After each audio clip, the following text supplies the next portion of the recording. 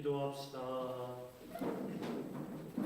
주님, 거룩한 선물을 받고 비오니 저희가 이 성찬의 신비에 자주 참여하여 나날이 구원의 은혜를 누리게 하소서.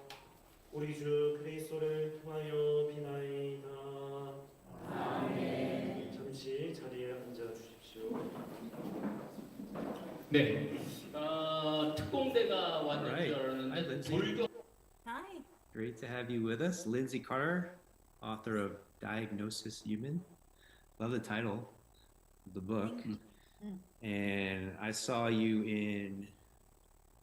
it was in Asheville. I saw you in Whole Foods I don't know what that was, maybe 6 months ago. Yeah, probably November or December of last year. And I think you mentioned that you were working on the book, and I was really intrigued by the topic and the title, and saw it came out. And let's get Lindsay on the podcast and talk to her about her book and what she's discovered and realized. So great to have you. What inspired you to put this energy? I know I published 2 books, so I know it's a lot of time, a lot of energy, a lot of hours. So you got to feel pretty inspired and motivated to share a message. So what was your inspiration behind the book? Yeah, well, my background is in the mental health system, and then also practicing mental health in the military. So I've just seen a lot. I started out as a hospice, joined the military in 2013, and then resigned from an active duty position in 2017 to go into private practice, so as a therapist. And yeah, I kind of had, I mentioned it in the book, of course, but yeah, I was diagnosed with Lyme in 2019, which led to a military discharge, and I actually had a lot of neurological symptoms with Lyme, and so I kind of joke that I experienced non-ordinary states of consciousness without the psychedelics that most people would have to take in order to experience those things. And so, yeah, I had a lot of brain inflammation and just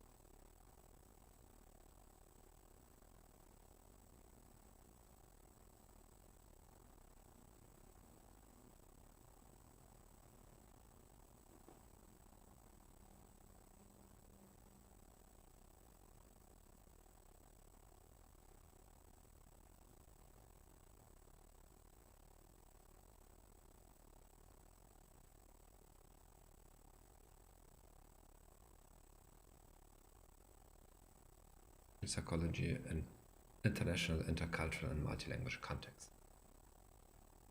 Many of us are afraid of going to a communication training, of working on our communication skills. Why is it so? On the one hand, there are those of us that are quite openly insecure, like myself, especially when I was a student at the University of Hamburg studying psychology. I tried to avoid as much as I could any chance of participating in role-playing. So I avoided courses in communication psychology at that time. Now, that's a clear situation. However, I observe that there are lots of people that on the outside seem quite self-confident and who at the same time also try to avoid such situations. Here, the reason is a bit more hidden. Problem is, especially if you're a leader, a team leader, a respectable person in an organization, chances are that you don't have a quite accurate perception of the impressions you are making. That is, the people around you don't give you objective feedback on the way you come across. So you may be projecting a self-confident image. You think you are a very strong leader, very persuasive, convincing, and you never hear to the contrary. But in reality, people may be just not telling you what they really think, how you come across. So participating in role-playing and in any kind of communication training involves getting feedback. Now, that's if for decades you have avoided looking into a mirror. You may become apprehensive of looking into the mirror because you may guess there are quite a lot of things that you won't like. So why don't people give you sincere feedback about how you come across? Well, first, you may have not asked it directly. So giving unsolicited feedback is not a polite thing to do, especially for your subordinate. So people withhold feedback because they are afraid of negative consequences. They don't want to lose their job. There may be low psychological safety in your team. That is, people are not accustomed to speak up if they have doubts, if they committed mistakes, because they fear retaliation, judgment. And people may not give you this feedback because they don't believe it will matter, especially if it's about the way you come across. Probably people consider, oh, that this is a personality trait of yours that cannot be changed, so why bothering you? Especially if they feel that you might become upset, because people feel if we are insecure on the inside. So even if you think you project the image of the strong leader, people may accurately assess that you are quite insecure and you need positive validation, and they sense correctly that you may become very upset if they tell you that, well, you don't always come across as the strong leader, on the contrary. So they better shut up. And also, even if they might think that you could change, maybe you have given them signs to believe that you won't bother about their feedback. So people don't give feedback if they feel nobody will act upon the feedback. So maybe you have given them the occasion to believe that. People have given you feedback on other occasions and nothing has changed. Now, of course, we live in a culture where we are expected to give us feedback. There's a 360-degree feedback method or the 180-degree feedback. But even then, maybe the way you are giving feedback in your organization may just scratch the surface.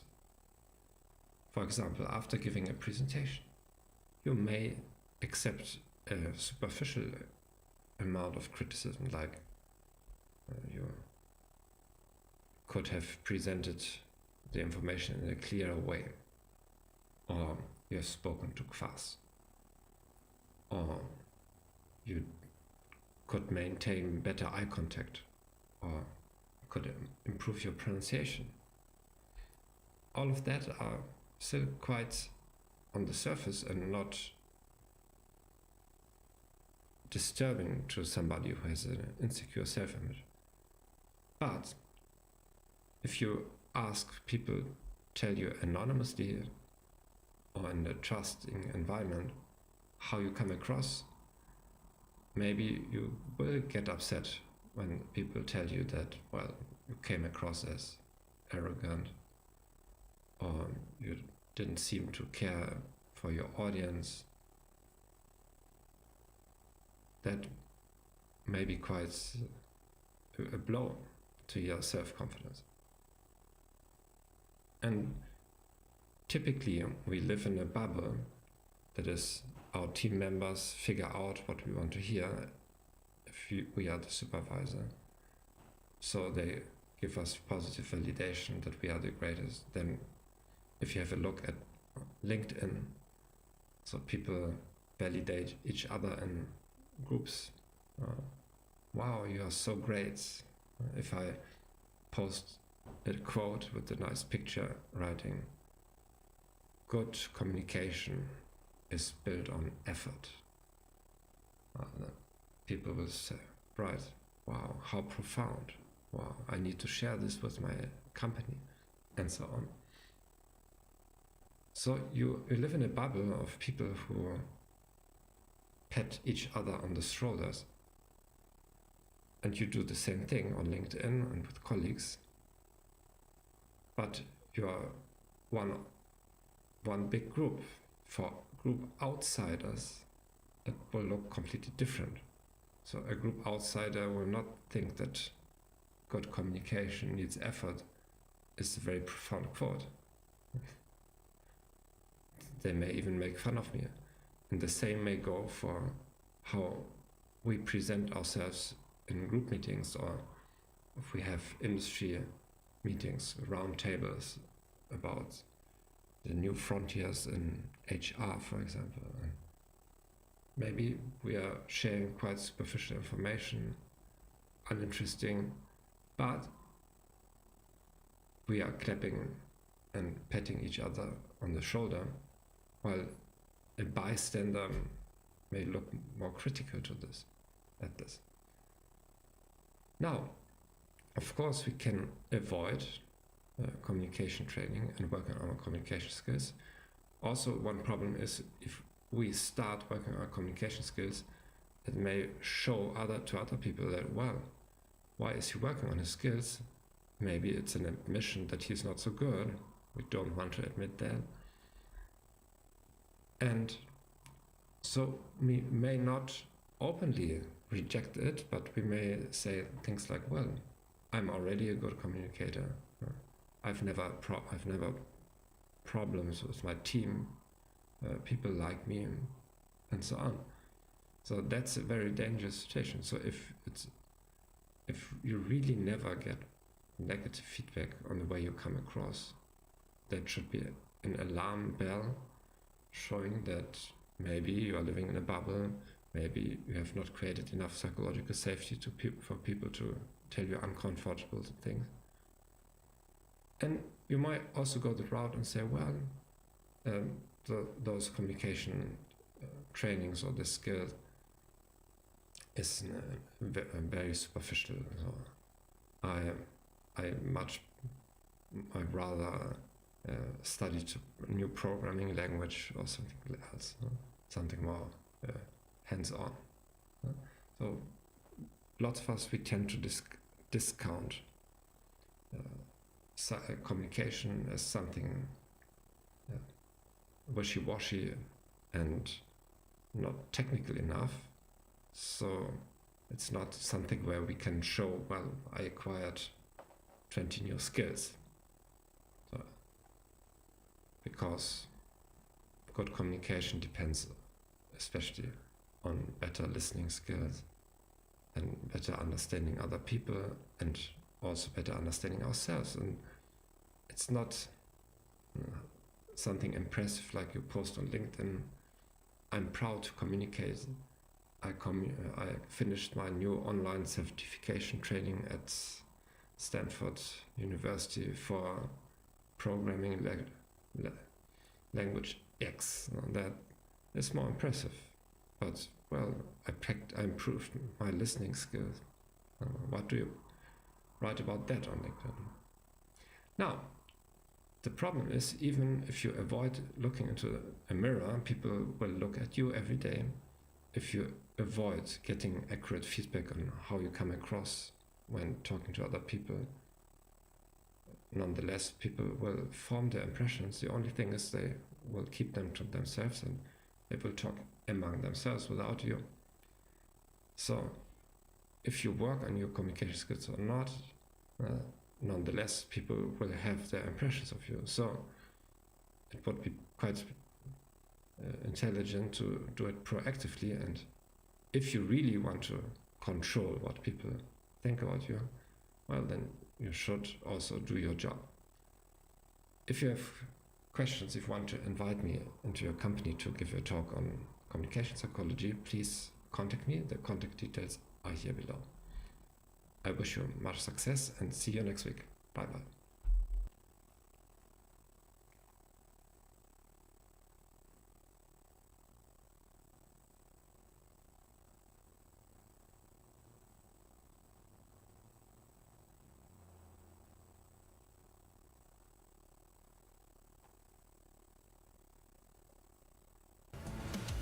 Suit up, pilot. Mecha Break is live. Now on PC with Google Play. 7.2초. 시속 한 70km 되는 것 같은데.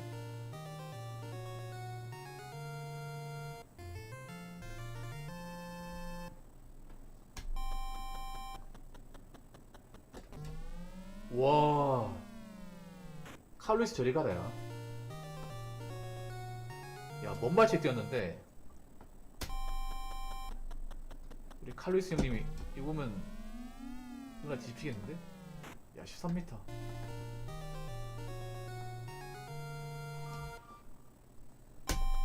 담도 넘을 수 있겠다, 이 정도면.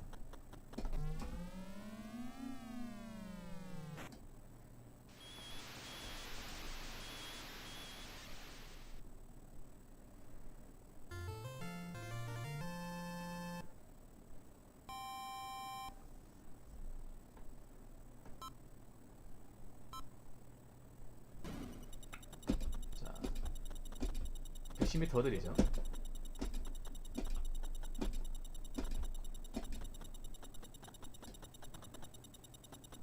야, 웬만한 100m 선수가 빠른데 허들로 넘는데.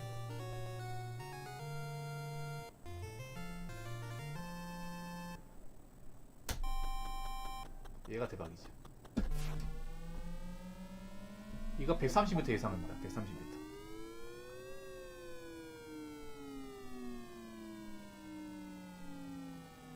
아, 135m. 힐링 게임이죠. 이거는 120m.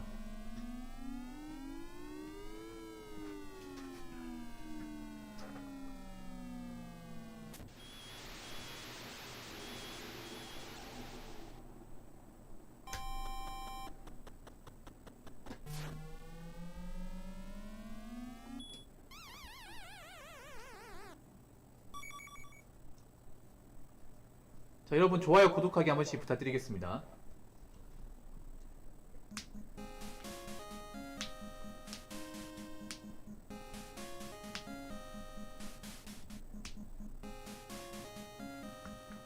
이거 다음이 좀 어려워요. 이거 다음 사격. 사격은 좀 요령이 필요합니다. 시작부터 실수하네.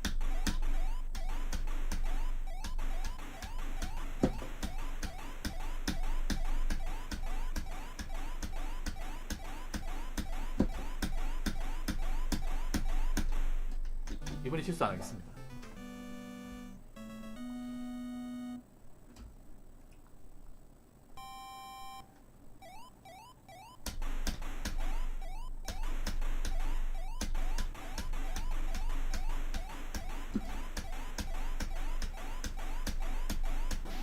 아, 왜 이래? 메타레스의 충격인가? 씨, 메타레스 효과가 여기까지 오네. 이 생각보다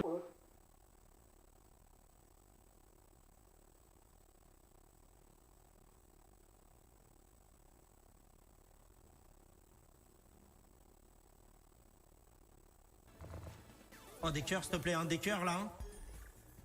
Hein. Attends, full cœur. 타격 후 원점 타격하라는 지시를 했다는 이야기도 있었습니다. 압수수색 영장에는 형법상 외환죄 항목 중 일반 이적죄 혐의가 적혔습니다. 외환유치죄는 외국과 통모해서 전투가 일어나게 하는 범죄여서 외환유치 혐의를 적용하려면 북한을 외국으로 볼 것인지의 문제도 있고 북한과 짜고 이런 일을 벌이려 했다는 것도 입증해야 합니다. 그래서 우리나라의 군사상 이익을 해한 범죄인 일반 이적 조항을 우선 적용한 것으로 보입니다. 다만 특검팀은 아직 수사 초기인 만큼 수사 상황에 따라 다른 조항을 적용할 가능성도 있다고 밝혔습니다. 특검팀은 압수물 분석을 마치는 대로 김용대 사령관 등 주요 군 관계자들을 불러 무인기 의혹의 실체를 추궁할 것으로 보입니다. MBC 뉴스 구나연입니다. 순직해병 특검은 이른바 VIP 경로서를 사실상 인정한 김태효 전 국가안보실 1차장에 이어 당시 회의 참석자를 잇따라 불러 상황을 규명하는 데 힘을 쏟고 있습니다. 그러면서 의혹의 정점인 윤 전 대통령을 중요하게 불러 조사해야 할 피의자로 규정했습니다. 송정훈 기자가 보도합니다. 이충면 전 국가안보실 외교비서관이 순직해병 특검 사무실에 출석했습니다. 이 전 비서관은 VIP 경로설의 진원지인 지난 2023년 7월 31일 대통령실 수석비서관 회의 참석자입니다. 회의 참석자 가운데 김태효 전 국가안보실 1차장에 이어 두 번째로 특검에 출석했습니다. 김태효 차장이 들었다는 대통령 경로 혹시 본인도 들으셨나요? 김태효 차장이 경로 들었다는 진술 이거 허위 진술이라고 생각하세요? 특검은 이 전 비서관을 상대로 회의 당시 이른바 윤 전 대통령의 경로를 본 적이 있는지 조사하고 있습니다. 앞서 지난주 조사를 받은 김태효 전 차장은 당일 회의에서 윤 전 대통령이 화를 내는 걸 봤다는 취지로 진술했습니다. 경로한 걸 본 적이 없다는 기존 입장을 뒤집은 겁니다. 회의에 참석했던 왕윤종 전 국가안보실 경제안보비서관도 이번 주 소환될 예정입니다. 특검은 7명으로 파악된 회의 참석자들을 조사해 윤 전 대통령의 경로로 수사 결과가 실제 바뀌었는지 등을 확인할 예정입니다. 특검은 이 사건과 관련해 윤 전 대통령은 중요하게 불러 조사해야 할 피의자라며 대면 조사 원칙을 밝힘과 동시에 VIP 경로설과 관련해 윤 전 대통령이 최종 수사 대상인 점도 분명히 했습니다. 또 윤 전 대통령이 압수된 개인 휴대전화에 대한 비밀번호 제공을 거부하자 검찰에 포렌식을 의뢰하기로 했습니다. 특검은 한편 조태열 외교부 장관도 조만간 불러 조사할 방침입니다. 수사 외압 의혹의 핵심 당사자 중 한 명인 이종섭 전 국방부 장관이 호주 대사로 임명돼 출국하기까지의 상황을 파악하기 위한 걸로 보입니다. MBC 뉴스 송정훈입니다.